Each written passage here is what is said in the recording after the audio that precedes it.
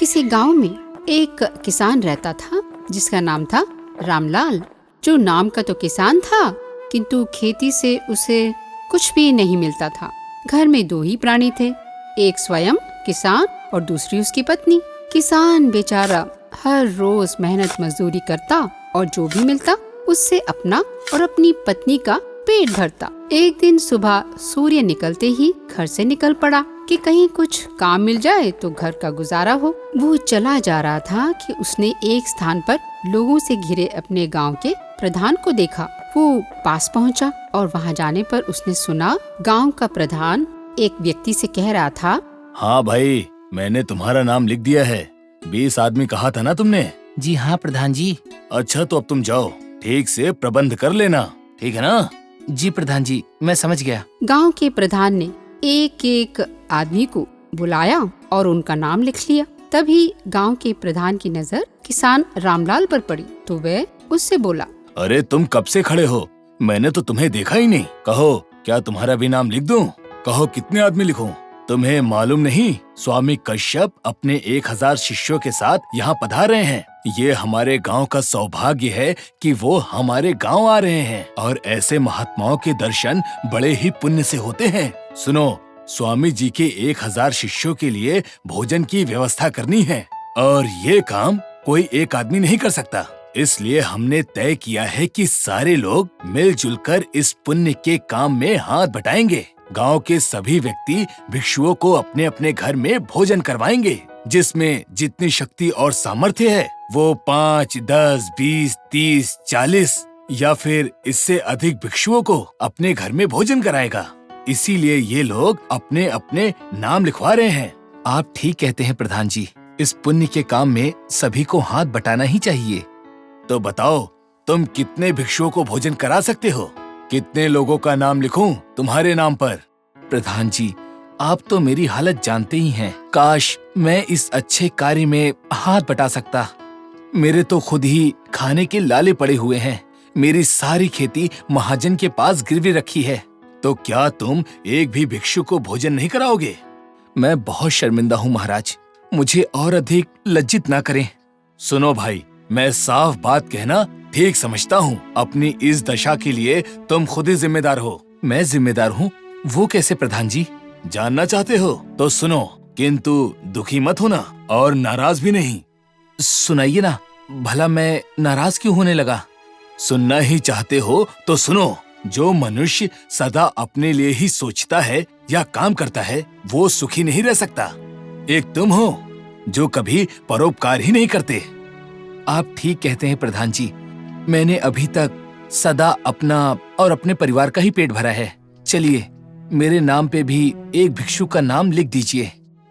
आप तो जानते ही हैं, इससे ज्यादा मैं नहीं कर सकता। तभी गांव का महाजन वहां आया। प्रधान जी, मैं 100 भिक्षुओं को भोजन कराऊंगा। मेरे नाम पर 100 भिक्षुओं का नाम लिख दीजिए। उन सब की बातें सुनकर किसान रामलाल मन में विचार करता हुआ अपने घर पहुंचा। घर जाकर उसने अपनी पत्नी से कहा, कल स्वामी कश्यप अपने 1000 शिष्यों के साथ हमारे गांव आ रहे हैं। गांव के सभी लोग भिक्षुओं को अपने अपने घर भोजन कराएंगे। इसलिए मैंने भी प्रधान जी के यहाँ अपना नाम लिखवा दिया है कि मैं भी एक भिक्षु को अपने यहाँ भोजन करवाऊंगा। पति की बात सुनकर उसकी पत्नी बहुत खुश हुई। स्वामी, ये तो आपने बहुत ही शुभ कार्य किया है, किंतु घर में तो कुछ भी नहीं है। हाँ, घर में कुछ नहीं है तो क्या हम एक दिन भूखे नहीं रह सकते? आप ठीक कहते हैं, हम एक दिन भूखे रह लेंगे। आज हम दोनों मजदूरी करेंगे ताकि भिक्षु को अच्छे से अच्छा भोजन करा सकें। कभी तो कोई अच्छा काम करना ही चाहिए। हम एक दिन भूखे ही रह लेंगे, किंतु इसका किसी को पता नहीं लगने देंगे। पत्नी की बात सुनकर किसान बहुत खुश हुआ और उसके मन से एक बहुत भारी बोझ दूर हो गया। वह अभी तक मन ही मन सोच रहा था कि कहीं उसकी पत्नी उसके इस काम से नाराज ना हो जाए। पक्का निश्चय करके कहीं मेहनत मजदूरी करने के लिए पति पत्नी दोनों घर से निकल पड़े। दोनों मन ही मन भगवान से प्रार्थना कर रहे थे कि आज उन्हें कहीं कोई अच्छा काम मिल जाए ताकि वो अपने मेहमान का अच्छी तरह स्वागत कर सकें। चलते चलते दोनों गांव के महाजन के घर से गुजर रहे थे। तभी उन्हें सुनाई पड़ा। अरे भाई रुको। अरे ये तो महाजन है। कहिए क्या आज्ञा है महाराज? कल मेरे घर 100 अतिथि भोजन करेंगे, इसके लिए मुझे तुम्हारी जरूरत है। मैं आपकी क्या सेवा कर सकता हूँ? बात ये है कि भोजन के लिए मेरे घर में सारी चीजें तैयार हैं, किंतु लकड़ियाँ नहीं है। क्या तुम लकड़ियों का प्रबंध कर सकते हो? हाँ महाराज, क्यों नहीं। अच्छे से समझ लो, 100 अतिथियों के लिए भोजन बनाना है। आप चिंता ना करें महाराज। तो इस बात का ध्यान रखो कि लकड़ियाँ आज शाम तक कट जाएं। तुम मजदूरी की चिंता मत करो, तुम्हें काम के अनुसार मजदूरी मिल जाएगी। आपका बहुत बहुत धन्यवाद महाराज। मैं शाम तक लकड़ियाँ काट लूंगा, आपको कोई शिकायत नहीं मिलेगी। किसान को तो जैसे मन चाही मुराद मिल गई थी। वो मन ही मन सोचने लगा कि ईश्वर बड़ा दयालु है, अब वह आराम से अपने अतिथि को भोजन करा सकेगा। उसे यह भी पता था कि 100 आदमियों के भोजन के लिए शाम तक लकड़ियां काटना कोई आसान काम नहीं है, लेकिन क्या करता, और कोई चारा भी नहीं था। तुम घर जाओ और घर की सफाई करो। मैं जंगल जाता हूँ और लकड़ियाँ काट कर महाजन को देता हूँ। जंगल में पहुंचकर किसान बड़ी मेहनत के साथ कड़कती धूप में परिश्रम से लकड़ियां काटता रहा। उसके हाथ में छाले पड़ गए और बहुत थक जाने के बाद भी वो अतिथि के भोजन सत्कार को ध्यान करता तो सब भूलकर और तेजी से काम करता। अपनी मेहनत से पूरी कटी हुई लकड़ियों के ढेर को देखकर उसको भारी संतोष हुआ और थोड़ा आराम करने के लिए लेट गया। महाजन दिन में किसान को लकड़ियां काटते देख चुका था। उसके परिश्रम को देखकर वो मन ही मन बहुत खुश हुआ। शाम को जब किसान उसके घर आया, महाराज मैंने लकड़ियाँ काट ली हैं। मुझे आशा है कि ये कम नहीं पड़ेंगी। आप चाहें तो देख सकते हैं। देखने की कोई जरूरत नहीं है रामलाल, मैं पहले ही देख चुका हूँ। तुम बहुत परिश्रमी हो। तुमने जितना काम एक दिन में कर दिखाया उतना 10 आदमी भी नहीं कर सकते। मैं तुम्हारे काम से बहुत खुश हूँ। धन्यवाद महाराज। धन्यवाद तो मुझे कहना चाहिए। तुमने मेरी बहुत बड़ी समस्या जो दूर कर दी। तुम्हें इसकी मजदूरी में 1 टोकरी भर के चावल मिलेंगे और साथ में बहुत सारे फल और सब्जियां भी, जिससे तुम अपने अतिथि को अच्छे से भोजन करा सको और साथ ही तुम भी कई दिनों तक अच्छे से भोजन कर सको। अरे सेवक, जाओ 1 बड़ी टोकरी भर के चावल लेकर आओ और साथ में सब्जियां और फल भी। जी अच्छा हुजूर, मैं अभी लेकर आता हूँ। ये लो किसान रामलाल, ये तुम्हारी मजदूरी है, रख लो। और ये तुम्हारे परिश्रम का फल भी है। क्या सोच रहे हो? ले लो, जो मेहनत की है उसी की मजदूरी दे रहा हूँ मैं। किंतु महाराज ये तो बहुत अधिक है। ले लो, तुमने मेहनत की है, ये मैं अपनी खुशी से दे रहा हूँ। और तुम भी तो कल भिक्षु को भोजन करवा रहे हो, किसी भी प्रकार की कमी नहीं होनी चाहिए। फिर भी महाराज। फिर कुछ नहीं, समझ लो जिन भिक्षु को तुम भोजन करवा रहे हो ये उसी के भाग्य का है, क्योंकि दाने दाने पर खाने वाले का नाम लिखा होता है। किसान ने टोकरी सिर पर रखी और सब्जियों आदि की पोटली बांधी और घर की ओर चल पड़ा। अब उसकी चिंता मिट चुकी थी। सारा सामान लेकर जब वो घर पहुंचा तो उसे देखकर उसकी पत्नी की खुशी की सीमा न रही। वह भी अभी तक इसी चिंता में डूबी थी कि कल अतिथि के भोजन का क्या होगा, क्योंकि वो भी अतिथि को भगवान का रूप ही समझती थी। इतने सारे चावल देखकर उसकी सारी चिंता दूर हो गई। कुछ देर बाद वो पति से बोली, बहुत मेहनत करनी पड़ी क्या? थक गए होंगे। अरे तुम्हारे हाथों में तो छाले पड़ गए हैं। नहीं, कोई बात नहीं। थकान और छालों की चिंता मत करो, वो तो 1-2 दिन में ठीक हो जाएंगे। भगवान जो भी करते हैं भले के लिए ही करते हैं। बस भोजन करने के बाद हमारा मेहमान खुश हो जाए, इससे मेरी सारी मेहनत सफल हो जाएगी। आप चिंता न करें, यह सब देखना मेरा काम है। आप थक गए हैं, सुबह से कुछ खाया भी नहीं है। चलिए खाना खा लीजिए और सब कामों के बारे में सुबह सोचेंगे। सामान तो जुट ही गया है, रहा भोजन तैयार करना वो मैं कर लूंगी। भोजन करने के बाद दोनों पति पत्नी सो गए। दूसरे दिन सुबह जब वे उठे तो देखा एक आदमी बाहर खड़ा है। उसने किसान को प्रणाम किया। भैया माफ करना, मैंने आपको पहचाना नहीं। मैं पास के ही गांव में रहता हूँ और एक कुशल रसोइया हूँ। मेरे बनाए भोजन से किसी को कोई शिकायत नहीं होती। मुझे मालूम चला है कि आज आपके घर कोई मेहमान आने वाला है, तो मैंने सोचा आपको रसोइये की जरूरत होगी, इसलिए मैं चला आया। किंतु भैया, हम बहुत ही गरीब हैं। आपको शायद गलत फहमी हो गई है। यहाँ हम दोनों पति पत्नी ही रहते हैं और अपना भोजन हम खुद बना लेते हैं। और वैसे भी हमें भोजन बनाना ही कितना है, केवल एक ही मेहमान के लिए तो ना। तो कोई बात नहीं, वैसे भी आप लोग पुण्य का काम कर रहे हैं, उसके मैं आपसे कोई पैसे नहीं लूंगा। नहीं नहीं, ऐसा नहीं हो सकता। बिना मजदूरी दिए किसी से काम करवाना गलत बात होती है। ऐसा मत कहिए, मुझे अपना सेवक ही समझिए। समझ लीजिए, मैं इस पुण्य के काम में आपकी सहायता कर रहा हूँ। इस शुभ कार्य में हाथ बटाने से मुझे ना रोकिए। दोनों पति पत्नी मना करते रहे, लेकिन उस आदमी ने उनकी एक न सुनी और रसोई घर में चला गया। किसान और उसकी पत्नी देखते ही रह गए। इधर किसान मुखिया के सामने पहुंच गया और बोला, प्रणाम महाराज, मैं अपने अतिथि को लेने आया हूँ। अच्छा, जरा रुको रामलाल, मैं देखता हूँ कि तुम्हारा नाम कहाँ पर है। अरे रामलाल, तुम्हारा नाम तो। आप रुक क्यों गए महाराज? बोलिए ना, क्या बात है? भाई क्या बताऊँ, मैं तो तुम्हारा नाम लिखना ही भूल गया। ऐसे कैसे हो सकता है प्रधान जी? आप ठीक से देखिए ना। देख चुका भाई, तुम्हारा नाम है ही नहीं। बड़ी अजीब बात है प्रधान जी, कल मैंने अपना नाम खुद ही लिखवाया था, पर आज आप कहते हैं कि मेरा नाम है ही नहीं। हाँ भाई, तुम सच कह रहे हो। मैंने ही तो तुम्हें अपना नाम लिखवाने की सलाह दी थी, पर मैं भूल गया। बताओ मैं क्या करूं? अब क्या होगा प्रधान जी, मुझे एक भिक्षुक दे दीजिए। मैं भोजन की तैयारी कर चुका हूँ। माफ करना भाई, पर अब कुछ नहीं हो सकता। सभी लोग या तो भिक्षुओं को ले जा चुके हैं या ले जाने के लिए खड़े हैं। बताओ, इसमें मैं कर ही क्या सकता हूँ? शायद तुम्हारे भाग्य में अतिथि को भोजन करवाना लिखा ही नहीं है, यही समझकर संतोष कर लो। प्रधान की बात सुनकर किसान रामलाल दुखी होकर लौट पड़ा। घर जा रहा था तो रास्ते में उसने देखा कि एक महाराज लोगों को उपदेश दे रहे थे। अचानक किसान रामलाल को एक बात सूझी। वो महाराज के पास गया और उसने उनसे प्रार्थना की। महाराज, मेरा दुख आप दूर कर सकते हैं। मैं बड़ी आशा लेकर आया हूँ। अरे दुखी मत हो, ये बताओ बात क्या है? संभव हुआ तो मैं जरूर करूँगा। भगवान, आप मेरे यहाँ भोजन करने आइए और मुझे आशीर्वाद दीजिए। बस केवल इतनी सी बात? ठीक है, हम तुम्हारे घर भोजन करेंगे। चलो, हम अभी तुम्हारे साथ तुम्हारे घर चलते हैं। इतना कहकर भिक्षु ने उपदेश देना बंद कर दिया और वो किसान रामलाल के साथ उसके घर चल पड़ा।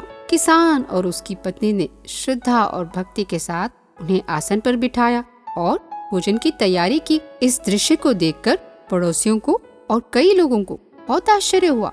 उनको अपनी आंखों पर विश्वास नहीं हुआ, क्योंकि किसान के पास कल तक तो कुछ भी नहीं था और आज वो एक भिक्षु को भोजन करा रहा है।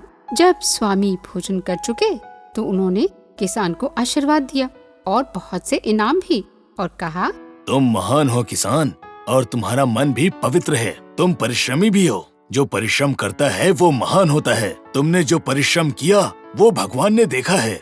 किसान बहुत खुश हुआ और सभी गांव वाले उसकी प्रशंसा करने लगे। तभी गांव के महाजन वहां आ पहुँचे। किसान रामलाल, तुम्हारी भक्ति सच्ची थी। तुम परिश्रमी हो, इसीलिए तुम्हें सब कुछ मिला। इसी खुशी में मैं तुम्हारी सारी खेती तुम्हें वापस करता हूँ और साथ ही तुम्हें और तुम्हारी पत्नी को अपने यहाँ काम पे भी रखता हूँ। किसान उनकी बात सुनकर बहुत खुश हुआ और सबका आभार प्रकट करके उसने सबका धन्यवाद किया। स्वामी जी भी बहुत खुश थे। उसने किसान के सिर पर प्यार से हाथ रखा। इस तरह किसान अपनी गरीबी को दूर करके बाकी की जिंदगी अपनी पत्नी के साथ खुशी से गुजारने लगा।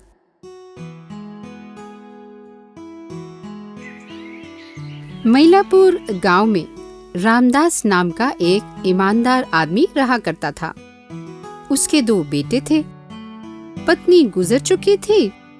उसने सोचा, क्यों ना बच्चों को उनके मामा के पास छोड़कर शहर जाकर कुछ और कमाया जाए ताकि बेटों का भविष्य बन जाए।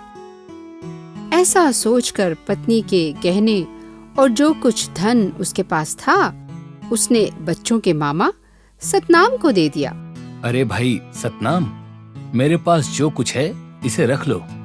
मेरे बेटों के परवरिश के लिए ये तुम्हारे काम आएगा। मेरी तुमसे यही विनती है कि गहने सुरक्षित रखना। मैं जब वापस आऊंगा ना तो ये तुमसे ले लूंगा। चिंता ना करो रामदास, तुम्हारी संपत्ति और गहनों को मैं सुरक्षित रखूंगा। सतनाम अमीर था, लेकिन लालची भी बहुत था। समय बीता। कुछ महीनों बाद रामदास वापस लौटा। अपना सोना, चांदी और सिक्के जो सतनाम के पास छोड़े हुए थे, उन्हें वापस देने की मांग की। लेकिन ये क्या? सतनाम ने नकली सोना और सिक्कों से भरा बक्सा उसे लौटाया। रामदास ने ये बात अपने दोनों बेटों को बताया और इसी दुख में वो चल बसा। कई साल गुजरे। रामदास के दोनों बेटे अब जवान हो गए थे। उन्होंने सोने चांदी में ही अपना काम धंधा शुरू किया, पर अपने मामा सतनाम की धोखाधड़ी और अपने पिता की पीड़ा को नहीं भूले थे। एक दिन दोनों मैलापुर की ओर रवाना हुए। दोनों ने मैलापुर गांव आकर अपना भेष बदला।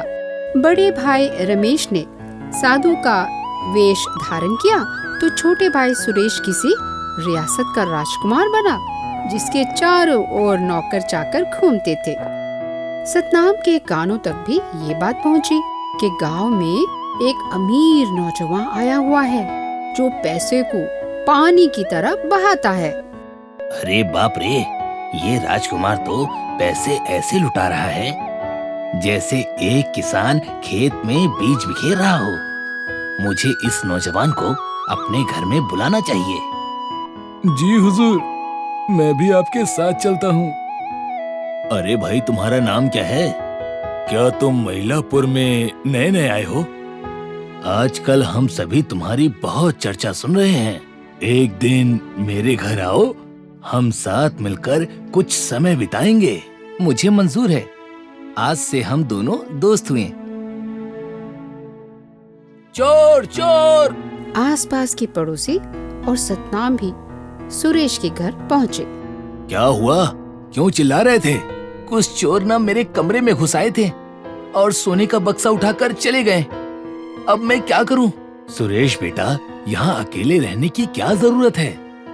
जैसा मैंने पहले भी कहा है कि मेरे यहाँ आकर मेरे मेहमान बनकर रहो। मेरा घर तो बहुत बड़ा है। तुम और तुम्हारा बाकी का धन दोनों सुरक्षित रहेंगे। सुरेश सतनाम के घर जाके रहने के लिए राजी हो गया, जो उसका मामा ही था। सतनाम भी खुश हुआ, क्योंकि वो सुरेश की धन संपत्ति लूटने की योजना बना चुका था। उधर सुरेश ने कुछ और ही सोच रखा था। एक दिन बीमार होने का बहाना किया। सतनाम महाशय, मैंने एक सपना देखा जिसमें मुझे कहा गया कि मैं अपनी सारी दौलत एक साधु को दे दूं जो नदी किनारे रहते हैं। क्या आप मुझे उनके पास ले चलेंगे? अरे तुम बीमार हो, आराम करो। मैं ही जाकर उस साधु को तुम्हारे पास यहाँ लेकर आता हूँ। सतनाम रमेश से जाकर मिला, जो छोटा भाई था और साधु के भेष में था। सतनाम ने बीमार नौजवान सुरेश के सपने की बात बताई। मुझे आपके मेहमान की इच्छा पूरी करने में कोई परेशानी नहीं, लेकिन मैं सोने चांदी के बारे में कुछ नहीं जानता और मंदिर में ये सब रखने के लिए कोई जगह भी नहीं है। महाराज, आप इसकी चिंता मत कीजिए, क्योंकि मैं सोने की अच्छी जानकारी रखता हूँ। अगर आप चाहें तो आपके लिए मैं उन्हें अच्छे दाम में बेच सकता हूँ, या फिर उन्हें अपने घर में सुरक्षित रूप से रख सकता हूँ। खैर, साधु महाराज सतनाम के घर पहुँचे और नौजवान राजकुमार को आशीर्वाद दिया, जिससे वो बहुत जल्द अच्छा हो गया। दिन बीते।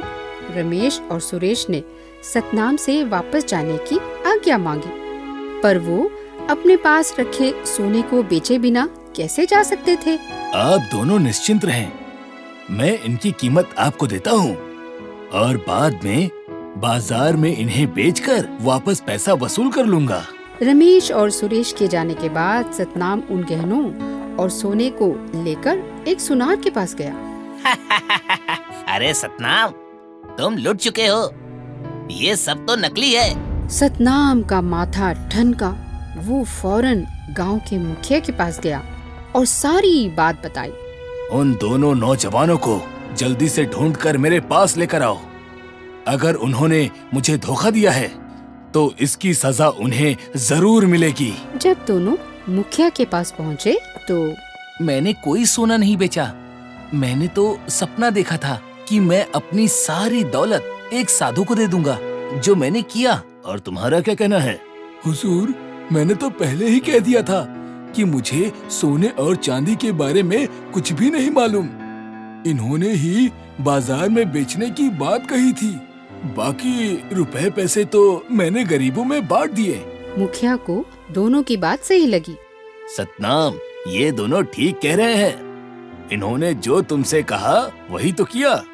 तुम्हें धोखा नहीं दिया है। इसमें तुम्हारी ही गलती है। मुझे अफसोस है कि मैं इसमें तुम्हारी कोई मदद नहीं कर सकता। इस तरह दोनों भाइयों को इंसाफ मिला और घर को खुशी से लौट गए।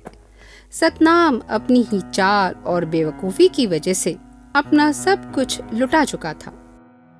बच्चों, इस कहानी से हमें ये शिक्षा मिलती है कि हमें दूसरों का भला करना चाहिए और ईमानदारी के रास्ते पर ही चलना चाहिए।